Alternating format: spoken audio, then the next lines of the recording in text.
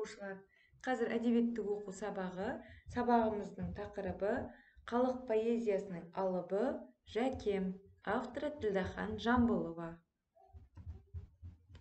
Сабақтың мақсаты сенің білетінің шығарма мазмұны, сенің меңгеретінің кейіпкерлердің мінез-құлқы мен іс-әрекетіне, ондағы оқиғаларға сүйеніп, сюжеттің дамуын болжау.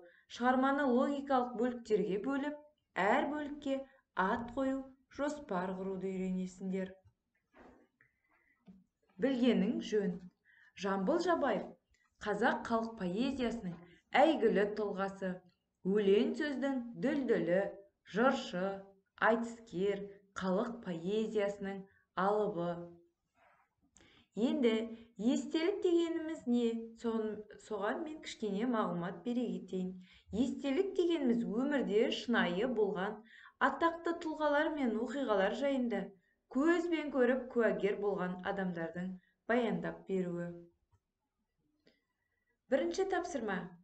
Үзіндіні тыңдайық, қара қорап радиодан не естілуі мүмкін? Сұраққа жауап берейік. Бір күні кешкілік есік алдына машине келіп тоқтады. Машинеден қимылы ширақ адам түсті. Ол амандықтан соң Жамбыл атамды тез киіндіріп алып кетті. Біз еш нәрсеге түсінбестен үнсіз қалдық. Ертеңінде ұйқыдан сергек ояндым.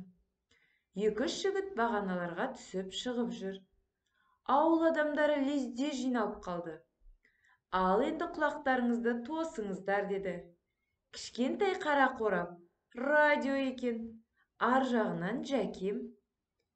Қай жауап дұрыс деп ойлайсыңдар оқушылар? Ойланайық. Жырларын төгуде ме, немесе ертегісін айтуда ма? Ойланып болсақ, сендер де дұрыс жауап бердіңдер деп ойлаймын. Жыр алыбы деп айтқаннан кейін, ол Жамбыл атамыз жырларын төгуде екен. Жақсы, жарайсыңдар.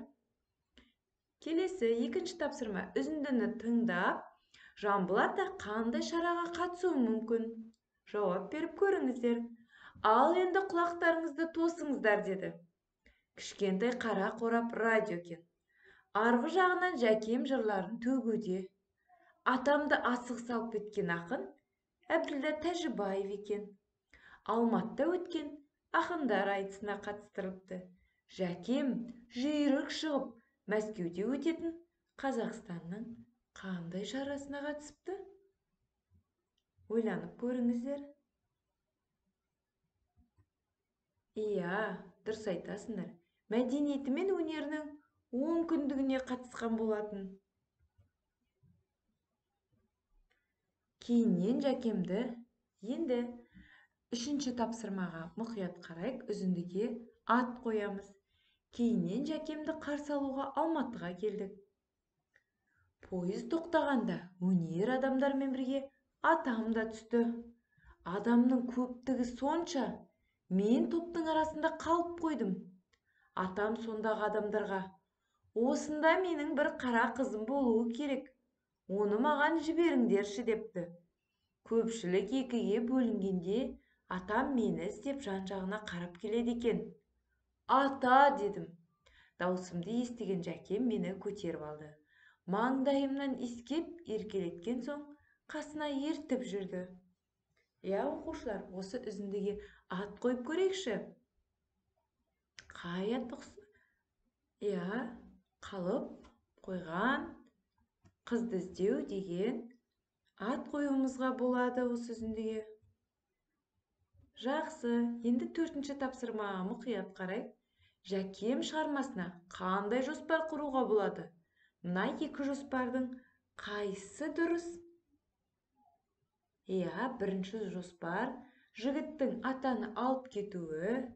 Кім алып кетті? Әбділда Тәжібаев. Екінші, айтыста озып, онкүндікке баруы. Қыздың жоғалуымен табылуы. Оған бірінші жоспарымыз сәйкес келеді екен. Жақсы оқушылар, сабағымызды қорытындылай келе, Бүгін сендер сабақта кейіпкерлердің мінез-құлқы мен іс-әрекетіне, ондағы оқиғаларға сүйеніп, сюжеттің дамуын болжадыңдар. Шығарманы логикалық бөліктерге бөліп, әр бөлікке ат қойып, жоспар құрдыңдар.